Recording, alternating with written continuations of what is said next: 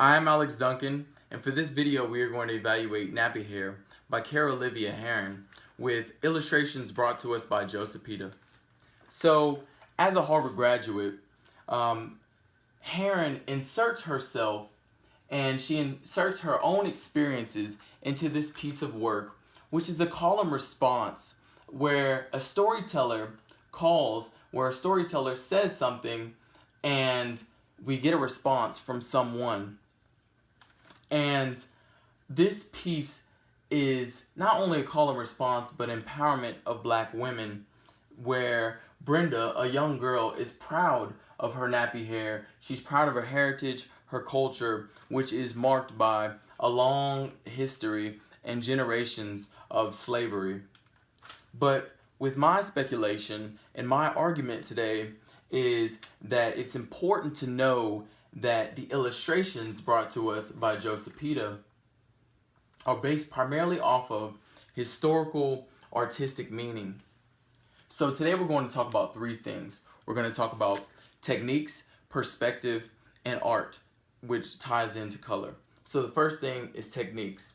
So the first technique that is obviously the most glaring is the poetic structure of how we read. Obviously, we're reading left to right, but this is more of a poetic roadmap, I like to call it, where we see these quotations and we see a way for someone to respond to these quotes, which if you're talking about poetic roadmap and the way that this is structured, it needs to be read aloud.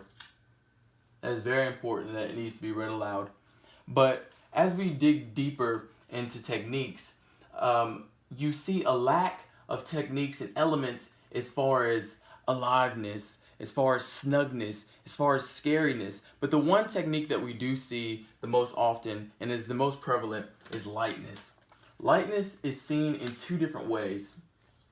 Lightness is first seen through the energy that Brenda has throughout the entire book. And in this spread of these 2 pages, we see the energy that Brenda brings to us, that she almost floats into the background, that she has so much energy that she's wild. She has this energy of her that can't be tamed.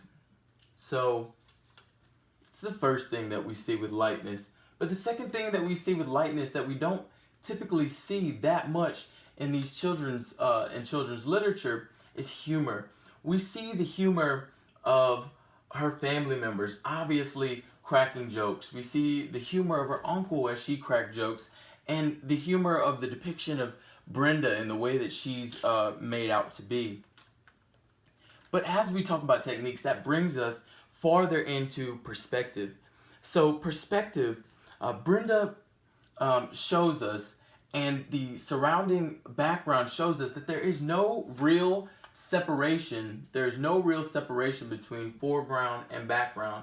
The only attempts that we see at a separation between foreground and background will be these faint shadows that you see of her family members, and this odd technique of this dog fading from the background of the first page into the second page, which is the same color. But maybe the most important thing to notice about the perspective is that on this page, Brenda is the only image. So the fact that she's the only image shows her dominance. It shows her power. It shows that she needs to be seen apart from the background that her family members are a part of.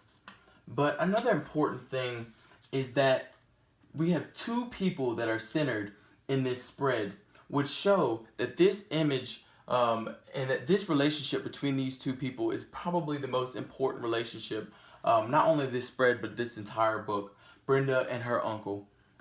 As an artist, I immediately looked at the color and I realized that this has a heavy influence of African art. I'll put that right up there. A heavy influence of African art, which uses these pastel colors, which I can bet my money this is oil pastel paint, oil pastel or paint, which gives it that vibrant color that is playful, but has that African influence.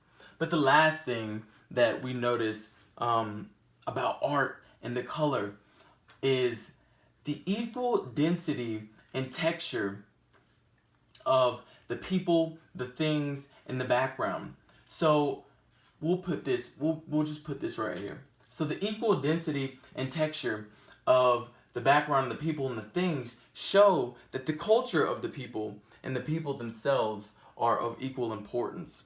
So today we've talked about the techniques, the perspective, the art, and the color. As we conclude, it's important to take with you that Joseph Pita uses his illustrations to mimic the message that Heron wants to get across. But he uses that African art influence, he uses that historical influence in order to give us a better look at what that message is, that it's more playful than anything, that there's that lightness, that there's that equal importance of relationships, people, and things in culture. So that's all I have. Thank you.